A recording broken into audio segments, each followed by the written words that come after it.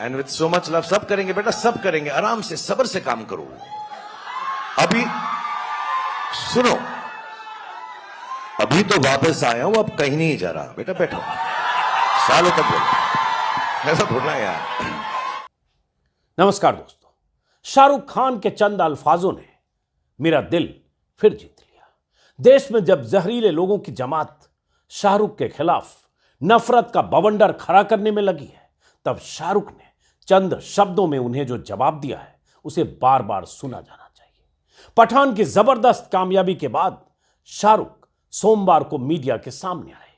दर्शकों का शुक्रिया अदा करते हुए उन्होंने जो कहा, मैं चाहता हूं कि वो अब पूरा सुनिए, लेकिन उससे पहले आपको यह भी बता दूं कि देश विदेश के कलेक्शन को मिलाकर शाहरुख की film Pathaan super duper hit होकर 600 करोड़ का आंकड़ा पार कर रही है। कुछ देर पहले ही फिल्म ट्रेड विश्लेषक तरन आदर्श ने जो आंकड़े जारी किए हैं उसके मुताबिक कम समय में 300 करोड़ के क्लब में शामिल होने वाली फिल्मों में पठान सबसे टॉप पर है। बाहुबली, केजीएफ, टाइगर जिंदा है से लेकर दंगल और बजरंगी भाईजान तक सबको पठान ने पीछे छोड़ दिया है। यह शाहरुख की फिल्म की कामयाबी है। इस हिसाब से देखें तो बॉयकॉट गैंग को बॉक्स ऑफिस पर इतने तमाचे पड़े हैं कि महीनों तक उन्हें यह दर्द सालता रहेगा।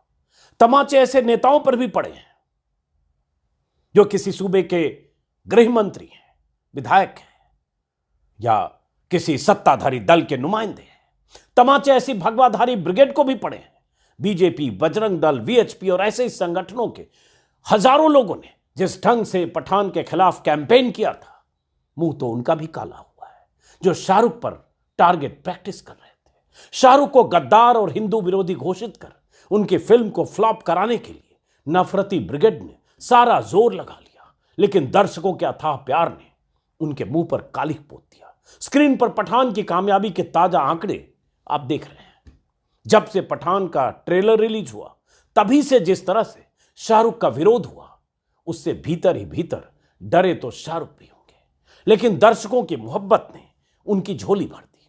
शाहरुख ने सोमवार को उन्हीं का शुक्रिया कुछ ऐसे शब्दों में अदा किया, सुनिए। दिस इज दीपिका पादुकोण, ये अमर है, मैं शाहरुख खान हूं, मैं अकबर हूं, ये जॉन है, ये एंथनी है। And this is what makes cinema.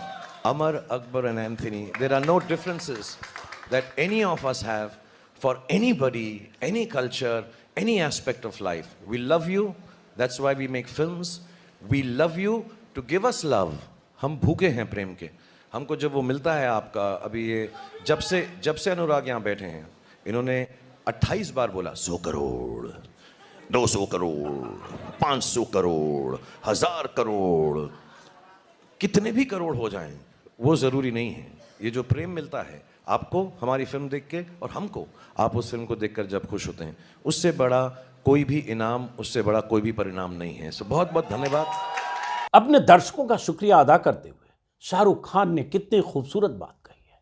यही तो है हमारा मुल्क, अमर, अकबर और एंथोनी का मुल्क, हिंदू, मुस्लिम, सिख, ईसाई का मुल्क। स्कूल के दिनों में दशकों पहले हमने अमिताभ बच्चन, ऋषि कपूर और विनोद खन्ना वाली वो फिल्म देखी थी, अमर, अकबर, एंथोनी। शायद आपने भी देखी होगी। तीनों धर्मों के तीन नौजवान, तीनों की अद्भुत दोस्ती पर बनी मनमोहन देसाई की वो फिल्म, उसके दृश्य आज भी मुझे याद है। उस फिल्म को देखकर कभी किसी को यह ख्याल नहीं आया होगा कि ये किरदार हिंदू है, मुसलमान है या ईसाई है। अमर, अकबर और एंथोनी को एक डोर में बांधे रखने वाला मुल्क, धर्म और मजहब से ऊपर इंसानी रिश्तों की डोर को मजबूत रखने वाला मुल्क, यही तो हमारा मुल्क है।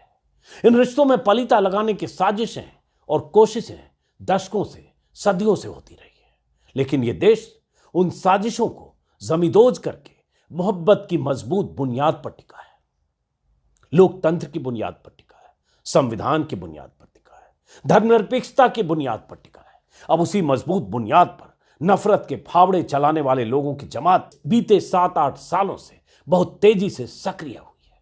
तभी तो कुछ साल पहले तक जिस शाहरुख खान के लिए देश के हर गली मोहल्ले में दीवानगी थी, उसी शाहरुख खान के लिए नफरत का बवंडर खड़ा करने की साजिशें होने लगती है। जिस शाहरुख खान को कुछ साल पहले कोई मुसलमान मानकर पसंद या नापसंद नहीं करता था, उसी शाहरुख खान की धार्मिक पहचान उसे बॉयकॉट का शिकार बनाने लगती है। इसी देश में भाईचारे और मोहब्बत का पैगाम देने वाली 50 शानदार फिल्में बनी हैं। वो गाने पता नहीं अब कहीं बजते हैं या नहीं, लेकिन उसकी लाइनें आज भी मेरे जहन में दर्ज है। मैं कई बार अपने वीडियो में उसका जिक्र कर चुका हूं। आज से 60-70 साल पहले धूल का फूल फिल्म की वो लाइनें साहिर ने लिखी थी। तो हिंदू बनेगा न मुसलमान बनेगा, इंसान की औलाद है इंसान बनेगा। इसी गाने की आखिरी लाइन है, मालिक ने हर इंसान को इंसान बनाया, मालिक ने हर इंसान को इंसान बनाया, हमने उसे हिंदू या मुसलमान बनाया। आज यही तो हो रहा है देश में। हर बात में हिंदू मुसलमान, हर बात में हिंदू मुसलमान, सबको हिंदू मुसलमान के खांचे में बांट दिया गया है। ऐसा माहौल बना दिया गया है कि इंसान की पहचान ही अब हिंदू मुसलमान से है। इंसान की पहचान उसकी धार्मिक पहचान के तौर पर होती है। और ये कोई गली मोहल्ले के नफरती चिंटू पिंटू या कथित फ्रिंज एलिमेंट नहीं कर रहे हैं। ये सत्ता में बैठे लोग, नेता, सांसद, विधायक, मंत्री और मुख्यमंत्री तक कर रहे हैं। दरअसल शुरुआत ही उन्होंने की है, कर ही वही लोग रहे हैं।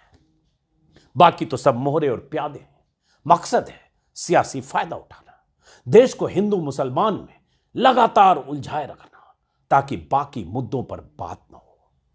इस हद तक हिंदू मुसलमान देश में किया जा रहा है कि जिन फिल्मी सितारों को देखने और जिनके हाथ चूमने के लिए लोग बेताब हुआ करते थे, उनके भी धर्म देखकर नफरत का नैरेटिव सेट किया जा रहा है। ऐसा दौर आ गया है कि एक मुख्यमंत्री भी कैमरों के सामने कह देता है, कौन शाहरुख, मैं नहीं जानता शाहरुख खान को। यह अलग बात है कि उसी मुख्यमंत्री को जब शाहरुख खान आधी रात को फोन करते हैं तो वो ट्वीट करते हुए दुनिया को जानकारी देते हैं। आज के दौर में आमिर खान, शाहरुख खान, सलमान खान, सारा अली खान, शबाना आजमी, जावेद अख्तर और ऐसे तमाम लोग अब पहले मुसलमान हो गए। फिल्म कलाकार, फनकार, अदाकार, गीतकार बाद में। इनकी धार्मिक पहचान को इनके लिखे या बोले या किए से जोड़कर देखा जाने लगा है। यही तो हुआ है पठान के साथ। एक तो शाहरुख, ऊपर से दीपिका को टुकड़े टुकड़े गैंग की सदस्य घोषित करके विरोध की चिंगारी फूंकी गई। शाहरुख की मुखालफत के लिए तो उनका नाम ही काफी है। करीब 3 दशक के फिल्मी करियर में शाहरुख ने कभी ऐसी बात नहीं की जिससे उनकी धार्मिक कट्टरता का इजहार हो। कभी कोई ऐसी बात नहीं की जो देश के खिलाफ हो। की हो तो आप जरूर सोचिएगा। कभी कोई ऐसी बात नहीं की जो उन्हें नफरत के काबिल बनाता हो। उनके बंगले के बाहर तमाम मौकों पर जुटने वाली ये भीड़ जो स्क्रीन पर आप देख रहे हैं, उनकी एक झलक पाने के लिए ऐसी ही जुटती है। ये ताजा तस्वीर है, शाहरुख खान ने खुद ट्वीट किया है। चाहने वालों की इस भीड़ ने शाहरुख को कभी उनकी धार्मिक पहचान की वजह से उनसे दूरी नहीं बनाई। शाहरुख इस भीड़ के सामने जब आते हैं और भीड़ की तरफ से मोहब्बत का जो इजहार होता है, सामने तस्वीरें हैं। शाहरुख का घर अपने रहन सहन और अपने परिवार की वजह से एक मिसाल है। उनकी पत्नी गौरी हिंदू हैं। उनके घर मन्नत में भगवान की मूर्तियां भी हैं, कुरान भी है। उनके घर में दिवाली भी धूमधाम से मनाई जाती है, ईद पर जश्न भी होता है और होली पर रंगों की बारिश भी होती है। उनके घर में गणपति पूजा की तस्वीरें भी कई बार वायरल हुई। ऐसे तुम भी करोगे ना? क्या नाम? इसका सुहाना ये भी करेगी। हाँ, क्यों नहीं करेगी? ये आर्यन के बाद करेगी। इसको गायत्री मंत्र आता है पूरा। अरे वाह, आता? मेन पूजा यही करेगा। बोलो ना, मेन पूजा ही करेगा ना आर्यन। बोलो को Say the mantra. Children should know about value of God, whether it's a Hindu God or a Muslim God.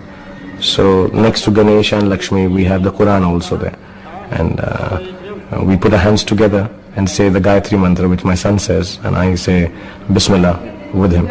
जब शाहरुख खान ने पिछले साल गणेश चतुर्थी के मौके पर यह तस्वीर पोस्ट की थी, तब कुछ मुस्लिम भी नाराज हो गए थे कि शाहरुख मुस्लिम होकर ऐसा क्यों कर रहा है।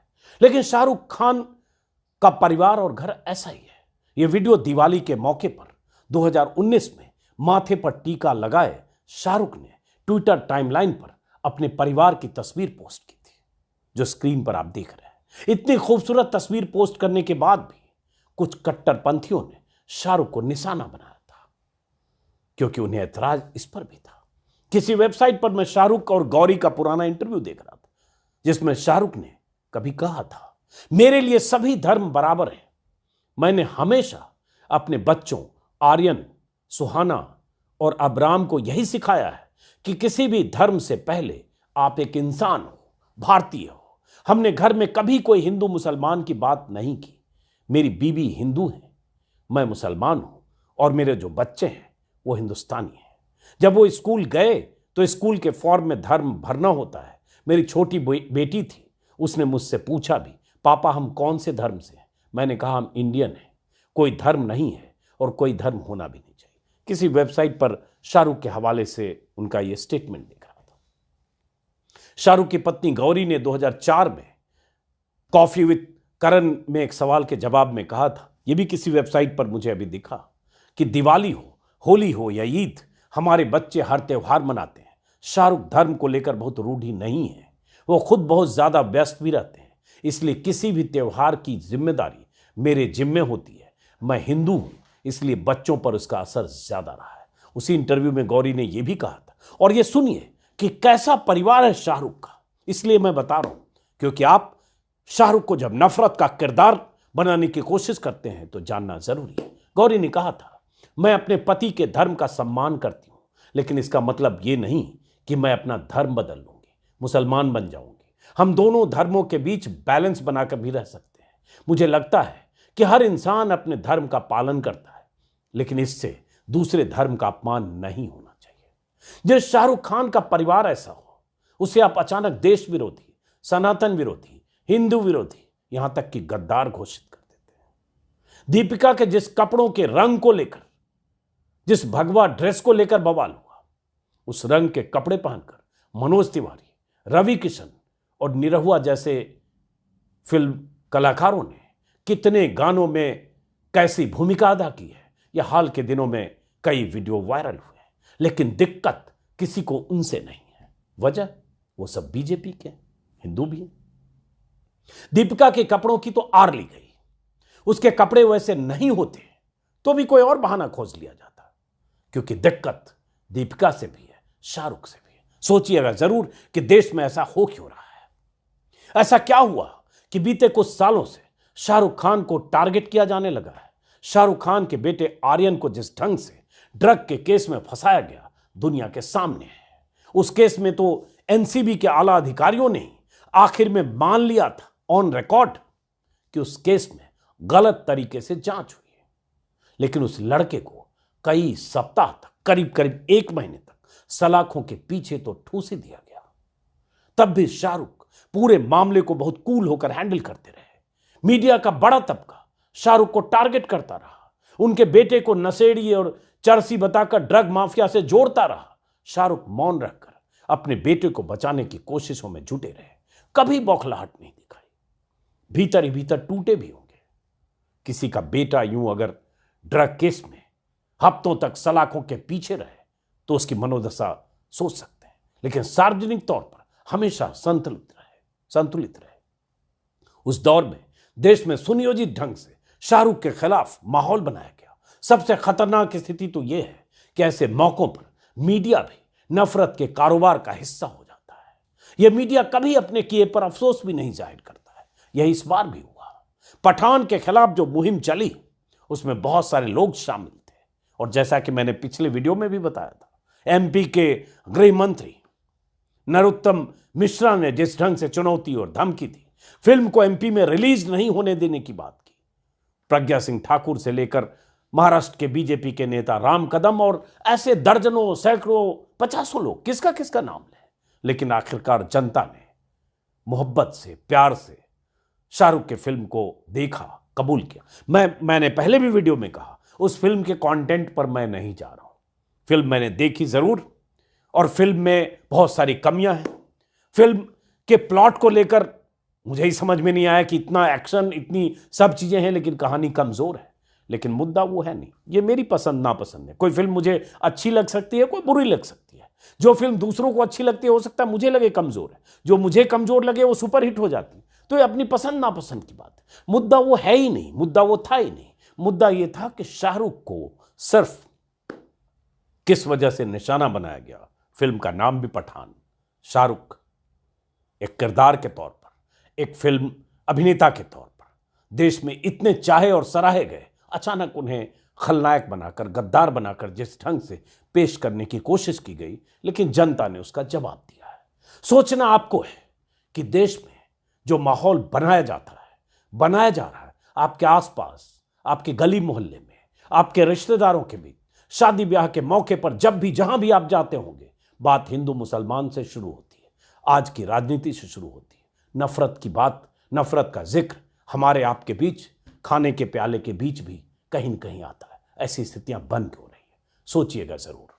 फिलहाल इस वीडियो को खत्म करते हैं, फिर मुलाकात होगी। आज मकसद सिर्फ ये था ताकि आप समझिए कि देश में हो क्या रहा है। नमस्कार।